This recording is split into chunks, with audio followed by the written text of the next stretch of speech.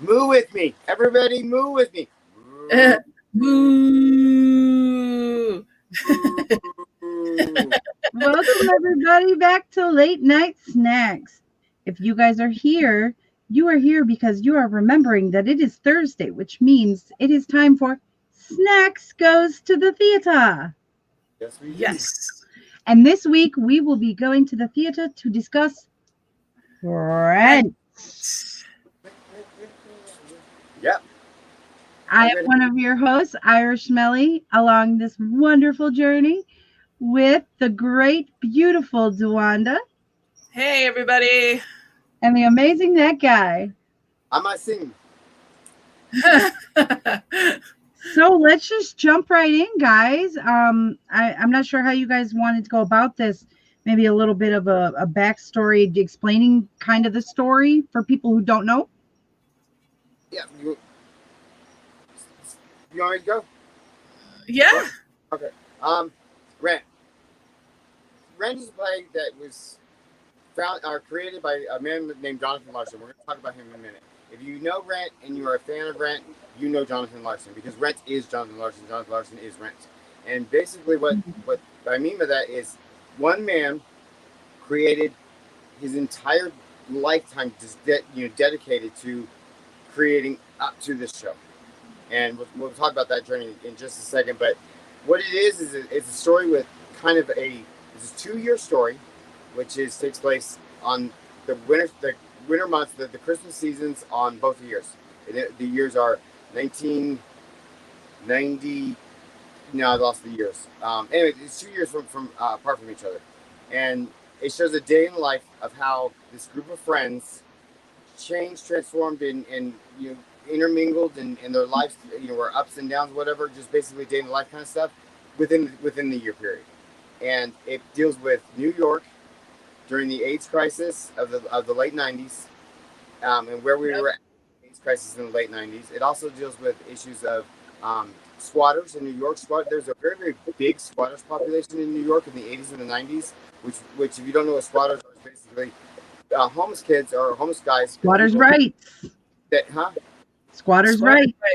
squatters' rights. There is a thing called squatters' rights. They would basically come into these abandoned buildings or not leave apartments and claim squatters' rights and be able to stay there for periods of time.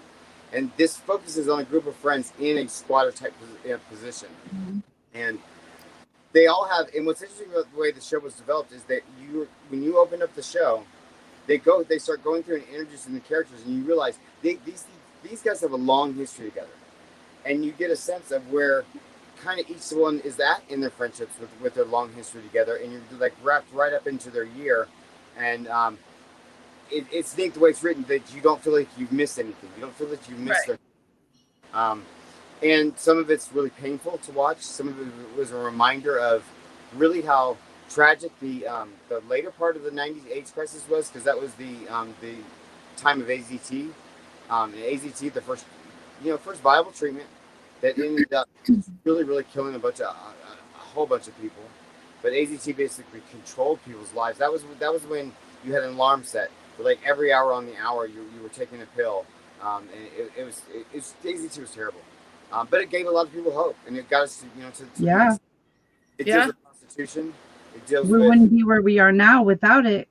gay rights. It deals with relationships, best friend relationships, poverty, versus one friend moving from the poverty into societal level, and how that affected the whole friend group. And so it's really well developed, and how he was able to develop such a intense friendship relationship type story was he developed it off of his life, off of his true life. He created these characters around people that he was around every single day. There's not one specific character, but it was an idea of different people doing that were in his life, representing different traits and chunks of these characters, and it was all put together. So when you see Rent as a complete whole, there's Jonathan right there. When you see Rent as a whole production, you're seeing this man's life, not his biography, but this man's life, who he was, what he felt about the AIDS crisis, what he felt about poverty in New York, what he felt about what's going on with the arts, and what makes Rent as a story, as a biography with Jonathan Larson so tragic. is not only did this man he didn't take any type of handouts or anything like that. He was poor by choice to remain in that type of circle of friends, and he dedicated every ounce of his life to developing his music, developing the show. He had earlier shows that kind of led into Rent, Tick Tick Boom being one of them, and he every ounce of when they say you live your work or you live your dream, that's Jonathan Larson. Every moment Mhm. of his life was dedicated to somehow founding and forming this show. And then they goes into previews in '96. It went into previews off Broadway, and off Broadway eventually led to a Broadway stint. When he finally got the open for off Broadway, which this was not easy and this was not overnight. This was years in the making. This is decades in the making of him trying to get somebody to see the show, to get them to promote the show, to get him to on a stage to present the show. They went into a dress rehearsal in November something, '96. The dress rehearsal went really well. Jonathan goes home to his apartment alone, just to relax, get ready for opening night the next night, and puts on a pot of tea, water for a pot of tea, and drops dead. Literally drops dead from an And it aneurysm. was it an aneurysm? I believe it was an aneurysm. Yeah, I don't want to misquote his death. I really it's been a long time since Yeah. that I had to look it up, but it was a silent killer that dropped it. Oh, Nobody knew. He didn't know. He wasn't seeking a doctor. I don't believe at the time. Um, he just thought he was experiencing periods of being really tired, and he just felt that they were gearing the show for an off Broadway production, so he thought he was overworked, and he thought Right. like all of us when we work like 10, 13, 18 hours a day, you feel overworked, so tired, exhausted. That's where he was, but his adrenaline was so high from the high of the show getting open that he never got to see open. That's tragic to me. It's absolutely heartbreaking. And anytime you hear, read, see anything on Rent, you will always hear the story of Jonathan Larson because Jonathan Larson is Rent. Yes. Lin-Manuel talks about inspirations from Rent with Hamilton. When he talks about Rent, he talks about Jonathan Larson and how much Jonathan Larson is in his death so poignant to the artistic community and what you really can do with drive and ambition and heart and doing it all for the right reasons, doing it for all for the artistic reasons and the inner drive that you have for your own passions. Because Jonathan didn't do it for the fame. Jonathan didn't do it for the notoriety. He did it because he loved what he could create and he wanted people to see it. And that's all he wanted. And that drive of his to want to see people to see the show was what created what is known today on Broadway as the lotteries that pretty much every major show has now. At the time, Rent was the only one. And basically, he says, I want to do everything in my power to make sure as many people can come see the show, even if they can't afford it. So they set up a thing after his death, after it went to Broadway, in Jonathan Larson's memory, that on certain nights or certain performances, they would do a lottery where they would give away Mhm. so many seats, either for free, for donation, for $5 or whatever, so the people who couldn't come to afford the show could see the show. And Yeah. that created the culture around Rent to where people would literally live and camp and have their lives out in front of that theater every night for years, and it became the Rent heads developed from that outside of meeting friends and going to the lottery and staying there and living that life. It was the lifestyle that they lived, and Rent created the whole culture around these extreme fandoms for Broadway shows, these Beatle-esque fandoms for just these shows.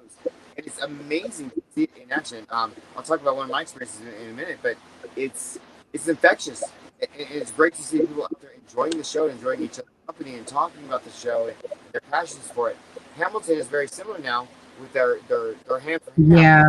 It's Yeah. got that same kind of cult following Got where the same cult it following. resonates with so many people.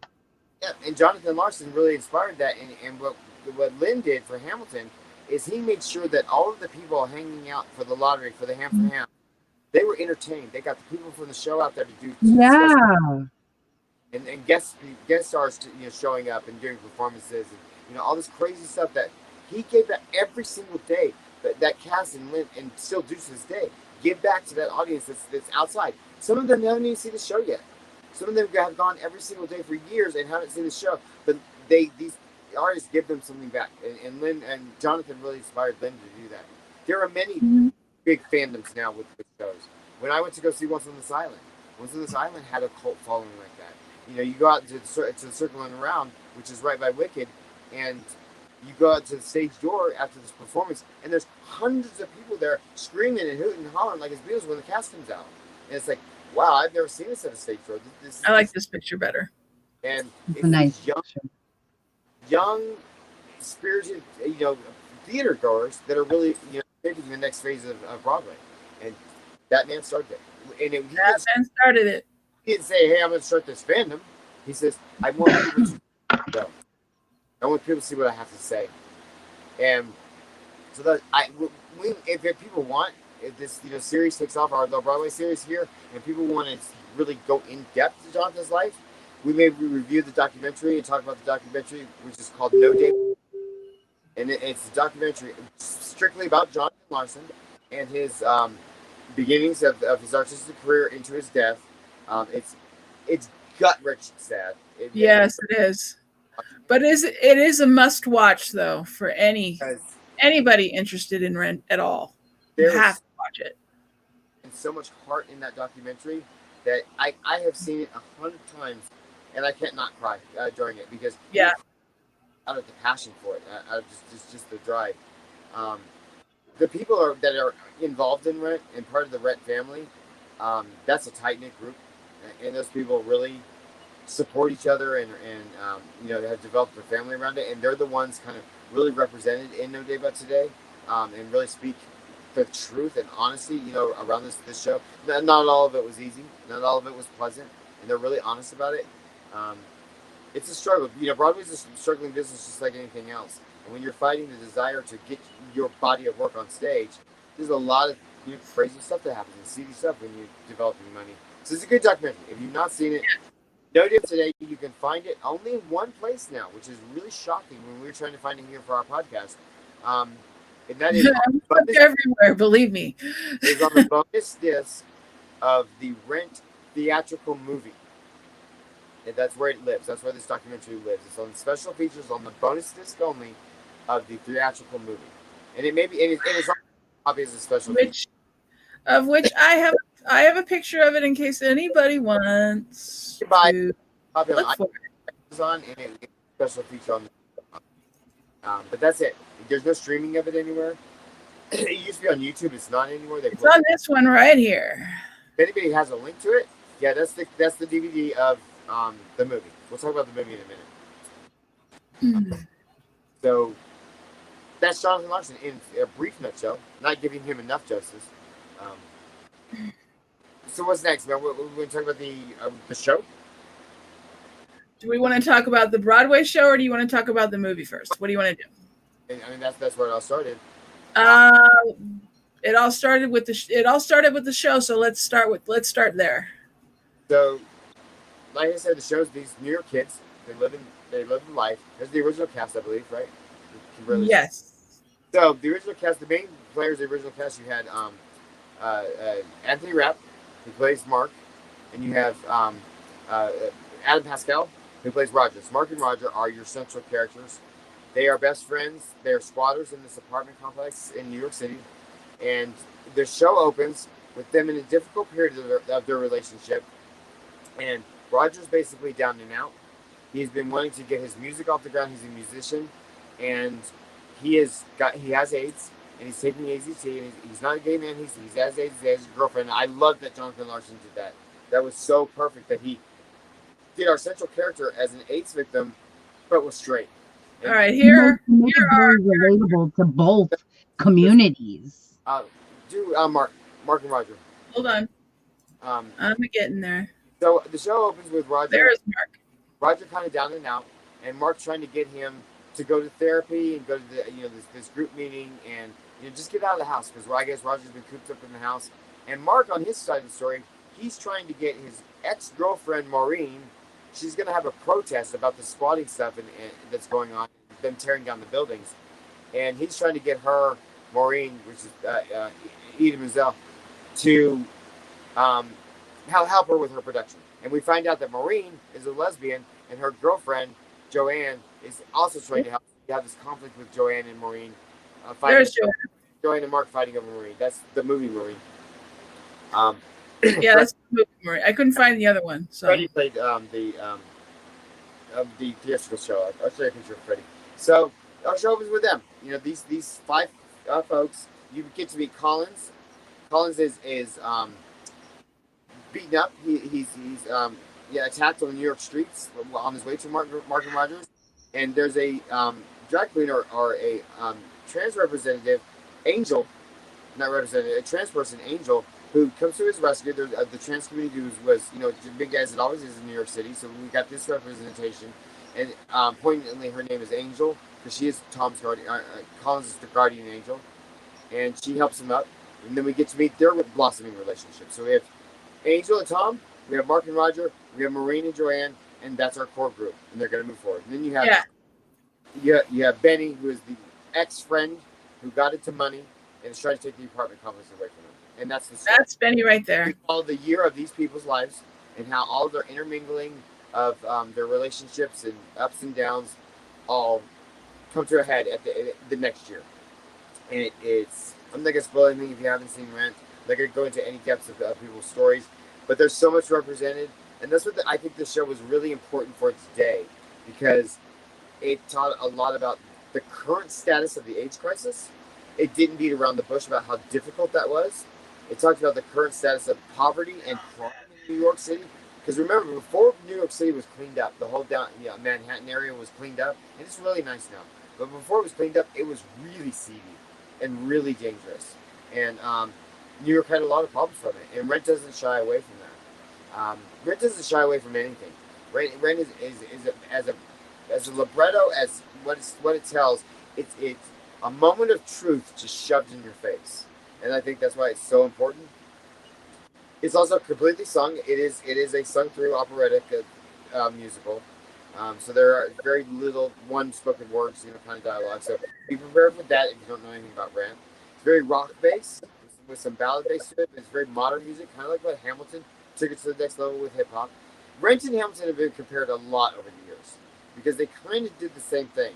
Rent shaped Broadway again in a different direction. It turned Broadway on its head and created this fandom and created this cult following, created a truth telling that was not being told in Broadway very much.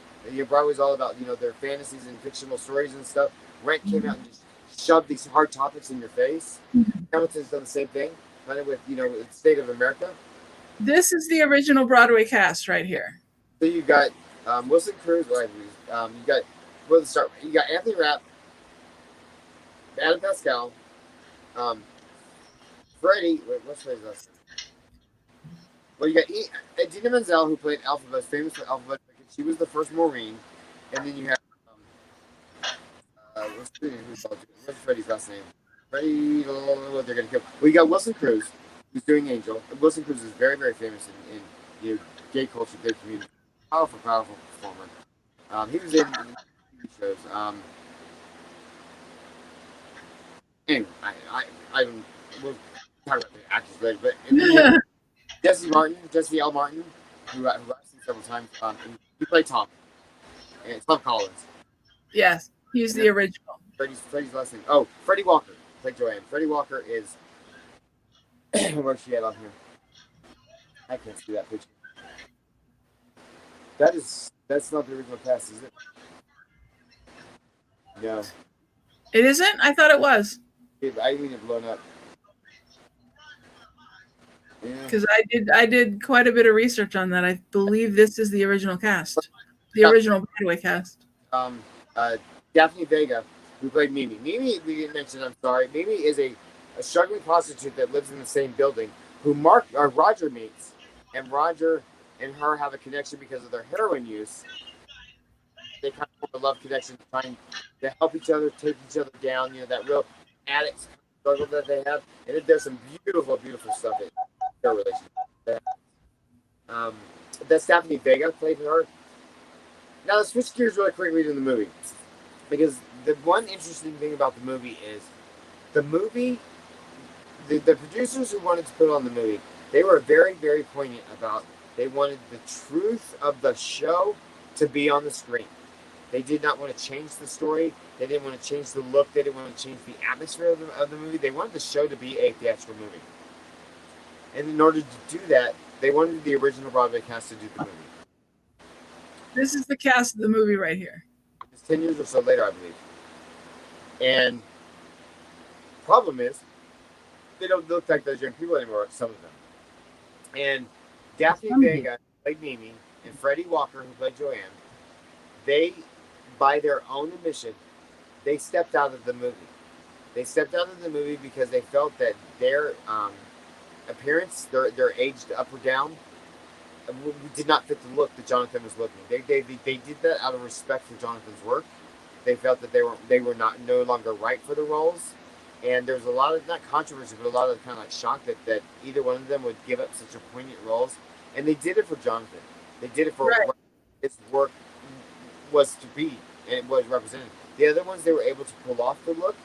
And the movie introduced Rosario Dawson as Mimi and Tracy Thomas as Joanne. And both of them became, Tracy Thompson more so than Rosario. I don't on stage. She only did it for the movie. But Tracy ended up doing the Broadway show and is actually in the Broadway show as Joanne in the pro shot of the last Broadway performance. So you actually get to see Tracy do Joanne on stage as well as the movie. So kind of, bringing her performance all the way around. Tracy's also in 911 right now. So she's a pretty powerful performer. So the movie was interesting that it wanted to be the original Broadway show, but it had to make some exceptions with the time frame and actors. And the movie makes very little changes.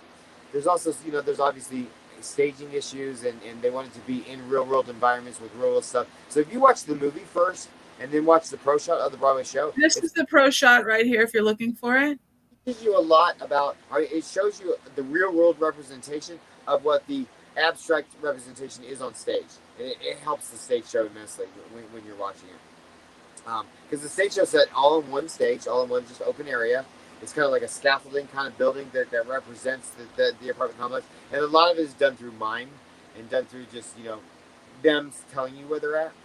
There's old rusty tables and chairs that are there that kind of change and form and make restaurants and stuff like that. So it's very abstract the way the staging is. And it's very, Rent stage is very, Rent. If you see the layout of a stage and it's Rent, it's Rent. Because it's very, very, that is Rent. And that's never changed over the years. It's always been, that stage, that setup. So the movie did, it's sad because the movie did well, but it didn't make a splash. As a lot of musical movies do, it kind of gets out there, it has its fan base, it does its thing, and it kind of goes. Uh-oh.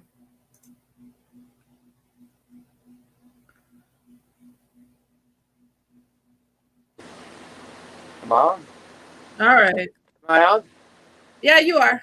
Sorry, I got a call. A thing. So, I love the movie. I think the movie is one of. I love the movie as well. It's one of my favorites. The best adaptations of a musical to a film because it is very true, very pure. So if you haven't seen either one of them and you want to be introduced to Rent, I can absolutely recommend the movie because say you're going to get the show. You're going to get what you are. And then one final thing that we'll flip over to is the pro shot. Yeah. Broadway pro shots are what they are. They are professionally shot and filmed for a release, a theatrical or home video release for everybody to see, pay for, whatever. And Brent did their pro shot with the last performance on Broadway before they closed. It's an all different cast with the exception of Tracy Thompson doing it.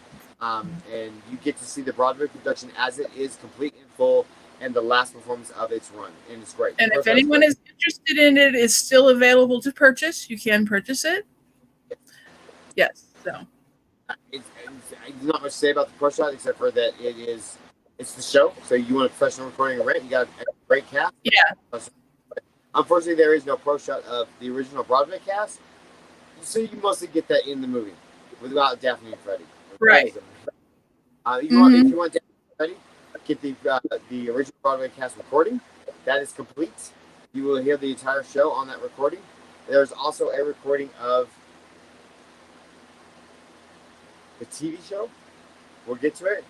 And I think there's highlights of the original Broadway cast recording. I believe that's it on the pro recordings audio of Rent. However, we do have something that we want to let you guys know that you need to just avoid altogether, which happens to be the live version of Rent that they did in 2019. Don't even bother to go there. All it will do is disappoint you. But we just rewatched this the other day to back on it, to see what live that night. If you go on my Facebook, just go on the Snapchat, you can see who I am on Facebook. Go on my Facebook, you can kind of scroll down. I have a bunch of stuff on my Facebook live tweeting that or live Facebooking that night, and I wasn't happy. It was. That's being nice. I think that's being nice about it. Was that? I wish we had screenshots of it. My face was hilarious that night. But basically, the way I feel about it, and I don't know how it ever got to air. I don't know what who Jonathan's family was behind this, and I don't know what they feel. I don't know what they felt that Jonathan would feel. I just, as a fan, and knowing Jonathan through what they have given us, because I only know him through media and what they have given us, and that he would have been absolutely opposed to this. They changed so much of the show. So much. They made this spectacle of the show. It felt like a high school theater performance. Yeah, it did. Young, they didn't understand the AIDS crisis. They changed so many dialogues and cut so many songs to take away the grittiness of it. It wasn't Rent. Yeah. It was a big fucking Which concert. was the whole point. That was the whole point of the show. They basically changed the time frame of it, and they changed the time frame of it. We can go on this for hours. But okay, we could go on for another hour just about that, but we're not going to. We're just.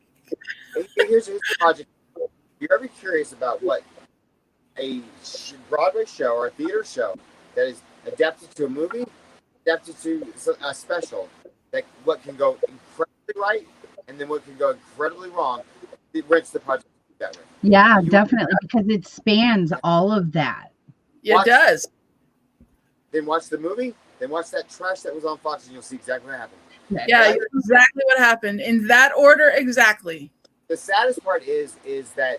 Yeah, do not watch the TV special first. Oh my God, you'll never want to watch the movie or the Broadway. Yeah, it'll ruin it for you. Don't. Yeah. The part about that TV trash thing is the fact that his family was behind it, and I'm maybe speaking out of turn. I don't know. I don't know the family dynamics, but I feel that the family is now just trying to capitalize on Brent's success, and they really shit all over it, and that really set Jonathan and his legacy. When Jonathan's legacy was all about giving the world these topics and forcing people to listen to these topics and listen to the heart of it and listen to the pain of it, and made it relatable to so many people in so many different communities and areas, so that it could be, like you said, talked about like that, and created discussion. The original Broadway cast, a movie cast of Anthony Rapp, who I saw on Broadway, or not Broadway, at the tour company. Roger and Anthony and Pascal reunited and did the tour company. Yes. And he's the most outspoken about the dynamics of what goes on behind the scenes of Rent, and does it very respectfully, but he's very honest. So he wrote a book called "It Was No Day But Today" is his book. And if you ever want an interesting behind the scenes read of Rent and the politics of Broadway and the politics of family and stuff around that, read Anthony's book. It's very good. The last thing I will say, I don't know what other people's got to add about Rent, but Rent is always referred to, and what always sticks in my heart is that Jonathan Larson wrote his own eulogy and didn't even know it. And by what I say that is because there's so much talk in the musical about no day but today, and that just meant that you only have this one moment, this one day guaranteed to you because you're living it. Once it's gone, you may not get another moment. And so Jonathan is pleading with people to capture that moment because it's going to go away, and you may not get another one. And when you don't get another one, people are at a loss for what you could have given them. That's exactly Playing what in happened. my head. Yeah. Mhm. Never take anything for granted because you never know what's going to happen next. He wrote his own. So true.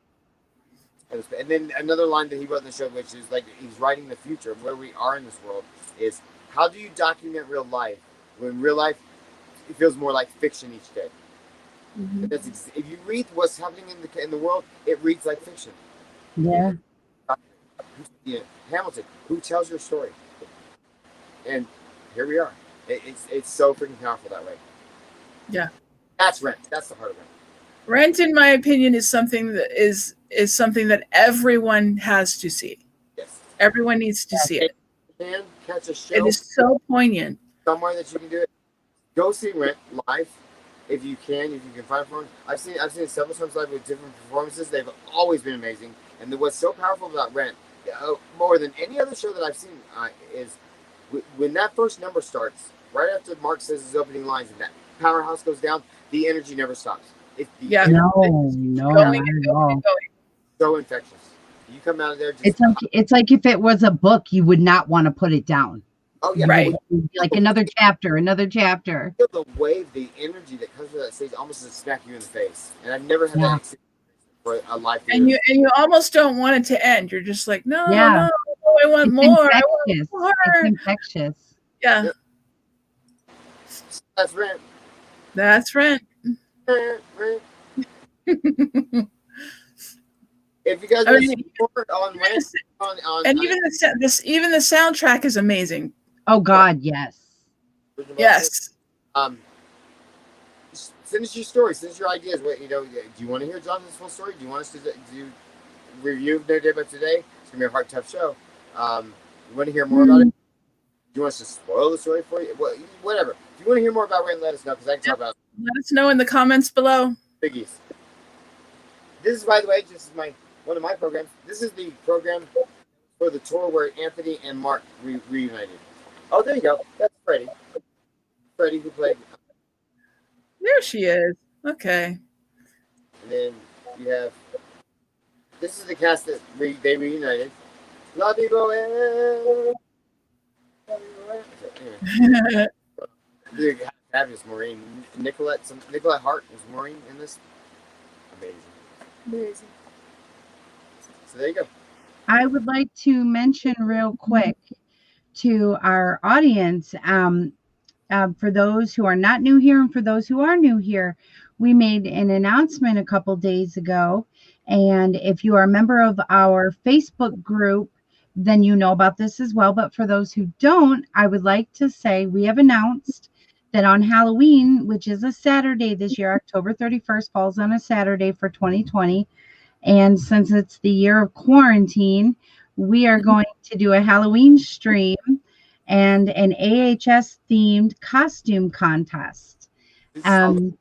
We would love for you guys to go ahead and join our Facebook group. The link is in the description below this video. Join our Facebook group, Late Night Chaos, because we want you to post your pictures of you in your AHS costume there. And we want you to be creative with it.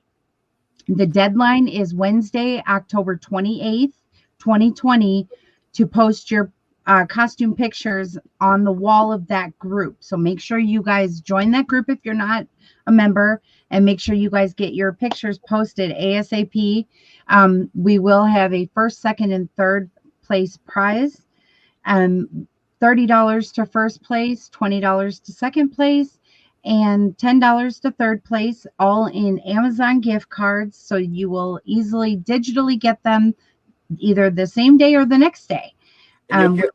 We will announce the winners of the contest on Halloween during our Halloween party Halloween stream. Oh, and do let them know if anyone wants to be a special guest. We have limited spots available. You must let us know when you post your pictures. Join us right like this, right here. If you guys want to be part of this, and a lot of people sometimes don't want to be on camera, well, you can just easily do this. Look, pick any picture you want.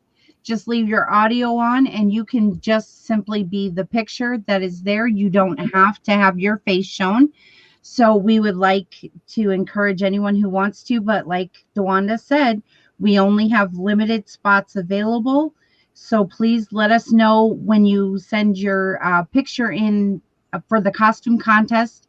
Comment with your picture if you want to join the stream. And I think that's it. Did I miss anything? Nope. All right, guys. With that, we love you. We love you for being at the theater with us. And we will see you guys in the next one. Bye. Bye, everybody. 5,600 million.